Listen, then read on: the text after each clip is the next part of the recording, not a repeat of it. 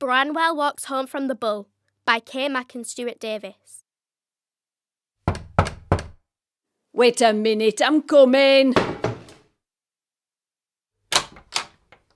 Is Master Branwell in? There's a man at Black Bull that says he wants to meet him. He'll buy his drinks, he says, if... What man? Who? He's a comical traveller. Commercial traveller. That's it. Says his head Master Branwell's very entertaining and clever and can speak like Greeks, and there's nobody in there to talk to, and he'll stand all the drinks for a couple of hours good company. Well, I'll see if he's in. Wait here. I'll go down for a while. I'm not doing anything else. Where's my coat? Behind the door. But what shall I tell Mr. Bronte? Shall I tell him you've gone to Black Bull? Tell him whatever you like, Tabitha. I'm an adult and it's a free country. Did he give his name?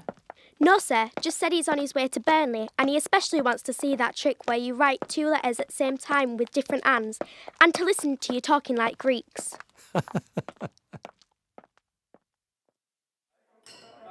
Good night. Good night. Good night. Good night. 1,000 times good night. And more, good fellows.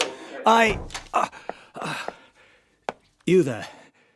Take my arm, boy. Billy, is it? No. Who is this takes my arm? You know me. I have been your companion many times before. Robed in black. Lydia, is it you? Taking my arm as if you were my legal wife. Lydia Robinson? My only love. Come for me at last. Have I not truly been your only bride? And like other husbands, I often could have spared your presence. Who are you? What do you want with me? Such an eligible husband. Failed poet, failed portrait painter. What is this? What is your purpose? You speak like some conscience. I have known you most of your life. Oh, I know you well. You followed me from the bull. Or are you a spirit? Spirits? You know them well, my husband. I am no husband. No, a failed husband.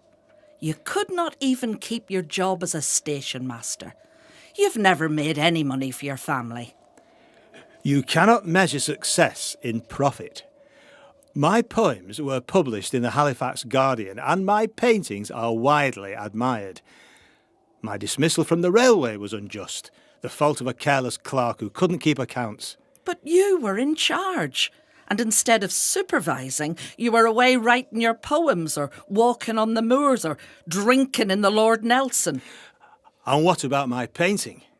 I could, you know, have gone to the Royal Academy.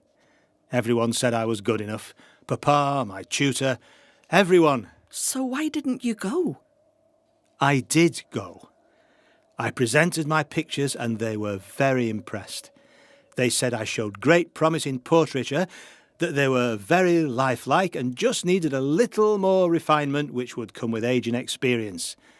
They advised me to return home and practice my craft for a few more years, then reapply and be entirely confident of success. I see. So why did you come home penniless? Your father had given you plenty of money for the trip. I was robbed in the streets of London. I was lucky to escape with my life. All I had left was the fare home. Do you know what I think? I think you never went to the Royal Academy. I did. Because you knew you were not good enough, and you spent your father's money in public houses. And did you really go to London? You could have been in Halifax. Of course I went. I met people there who will vouch for me, and I can describe where I stayed and the buildings I saw. From pictures in books, you've always had a good memory. And this is a letter you wrote in 1836. It is. I keep it with me. Exactly. You keep it with you. Sir, having an earnest desire to enter as a probationary student in the Royal Academy, but not being possessed of information as to the means of obtaining my desire, a bit overwordy as usual, I presume to request from you, as secretary to the institution, an answer to the questions. Where am I to present my drawing? At what time? And especially, can I do it in August or September? You keep it with you because you never sent it. Ridiculous. This is just a copy. Of course I sent it. Why wouldn't I send it?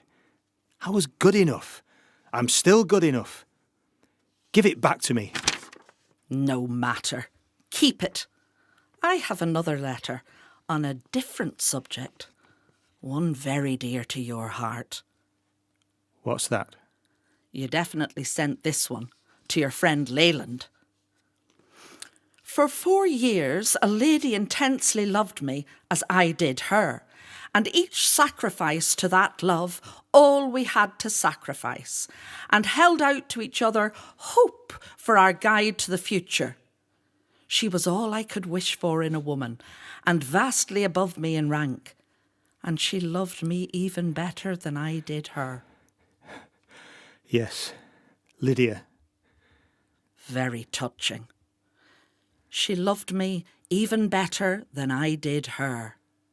I love you more than you love me. And yet when her husband died, she discarded you and very quickly found another future husband. That was not her choice. We would have been very happy but for her family. She couldn't do anything else. Her hands were tied. She didn't even tell you herself. She sent a footman, a servant, to break the news. She told you to keep away from her. But that was to protect me. Robinson had already threatened to shoot me. Shoot him down like a dog. And now he's dead, other members of the family are queuing up. Let me at him, the dog. Don't be so naive. Can't you see? She said it to get rid of you. You had amused her for a while, and now you're an irritation, an embarrassment. She does not want to get rid of me, I tell you. It's merely a marriage of convenience. To another rich man whose fortune will complement hers very nicely. She does not love him as she does me. I do not love him as I love you. She was never serious about you. Perhaps you imagined most of it, playing the part of one of the heroes in your childhood books. Oh, get out of my head. I know the truth. It happened to me, not you. If it were possible for her to marry me, she would do so tomorrow. And her husband's will? What about the will? Didn't the footman also tell you that a clause in the will prevented her from inheriting if she ever remarried? But, strangely, she is about to remarry. Lady Scott, no less. Another ruse to get rid of you. The will. It's confusing. There must be a mistake. That footman didn't know what he was talking about. He was an idiot. I don't know. Never mind, Branwell. It's not important in the scheme of things. Just a grubby affair. But if you really love Lydia, be happy for her. She's found another husband, one more suited to her than the poor son of a village parson. The poor son of a village parson. Eligible husband, squanderer of talents. My talents have been acknowledged. Black Coombs smiled on me whilst I was tutoring at Broughton-in-Furness. Half smiled, half frowned. It was a successful time of my life. A sad, short and checkered existence. I worked for Mr. Postlethwaite, a right hearty and generous disposition with a quiet, silent and amiable wife and 2 fine-spirited sons. They and their neighbours saw me as a most calm, sedate, sober, abstemious, patient, mild-hearted, virtuous, gentlemanly philosopher. Oh, my lad, what have you been up to? The picture of good works and the treasure house of righteous thoughts. Everybody says, What a good young gentleman is the Postlethwaite's tutor. And is that all? What else did your letter say? Oh, the falsehood and hypocrisy of this world. No, that was just for John. You must know how drinking men are.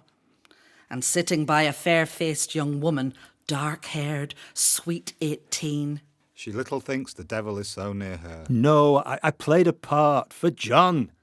Young, drunken Bronte, angel or devil? I'm an artist, a poet. I create. Broughton was a fertile and creative time for me. I was ready to make my mark, and not as a devil. And what was it you achieved? My translations of Horace were much admired. Hartley Coleridge, the actual Hartley Coleridge, invited me to share a day, a poetic day with him at Nab End. On May Day, my translations were much admired. You had a facility with translation. But did you learn anything from your efforts? I learned. For with thy long locks trailed in dust, adulterer, thou shalt die. Shape thy hopes to suit the hour that hastes away, for while we speak, that hour is past beyond our power. So do not trust tomorrow, but seize upon today. Today, past our power. And the day you passed with Coleridge, what came of it? Did it lead you to the hallowed halls of poesy? Were you established as a great poet, or even as a translator? I was thwarted, unable to continue in my post. Others were set to prevent my career. Mr. Postlethwaite dismissed you, Branwell. Was it for drunkenness or fatherhood? No, you can prove neither. I, thy life's source, was a wanderer breasting keen mountain winds and on a summit resting.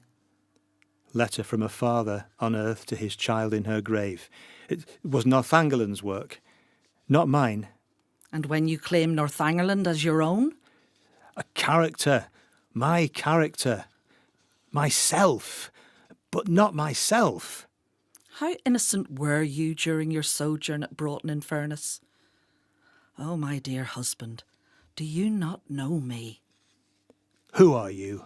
I do not know you. But you are the great poet. Did you not create me? To take your arm as if I were your legal wife?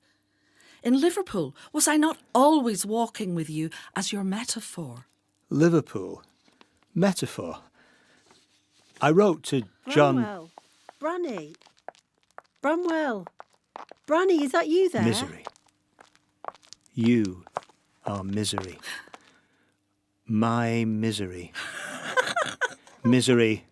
Stop your taunting. Misery. Is that what you're calling me now? I'm coming to steer you home. No one else would do that. Except me. I'm for you, dear boy. I am a man. I have my achievements. Do not forget that. The man who needs a sister to help him find his way home. No, it is for love.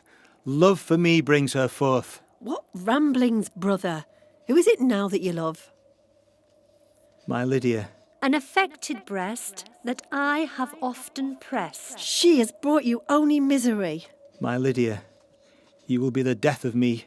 Life in my tomb. Here's to the love of sweet alcohol. Make mine a brandy, Branwell, my lad. Just 5 pence worth of gin. Bramwell, enough. Enough of gin. Come home. I'd give my youth, My health. my life to come, and share my slumbers. Thy slumbers in thy ocean tomb. 5 pence worth of gin. Speak like them Greeks, sir. Moros, mora, moron. Stupid. Too hard to die. Too wretched to live. No coward soul is mine. Take me home. Oh, might my footsteps find a rest. My soul is flown, Witness the shabbiness of his behaviour. having an earnest desire to enter the academy. The picture of good works. Stay away. Stay away. Stay away. Lydia. Share my slumbers. Gisborne. Lady Scott. No coward soul is mine. He has rendered himself incapable of filling any respectable station in life. You loved me more than I ever loved you. No! Bramwell. Bramwell. Find yourself. Come home.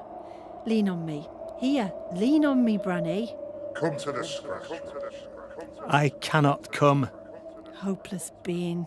My son, my son. A husband incapable of filling any respectable station in life. I will beat you, misery. I will be remembered. One day, Patrick Branwell Bronte will be celebrated. In Branwell Walks Home from the Bull, the parts were played as follows. Patrick Branwell Bronte, Stuart Davis. Tabitha Ackroyd, Kay Mack. Billy, Holly Butterfield. Misery, Pauline Price. Lydia Robinson, née Gisborne, Lynn Howell. John Brown, Nick Myers. Emily Jane Bronte, Sue Newby. Other parts were played by members of the cast. The play was recorded by Graham Wright at Dove Sound Studio.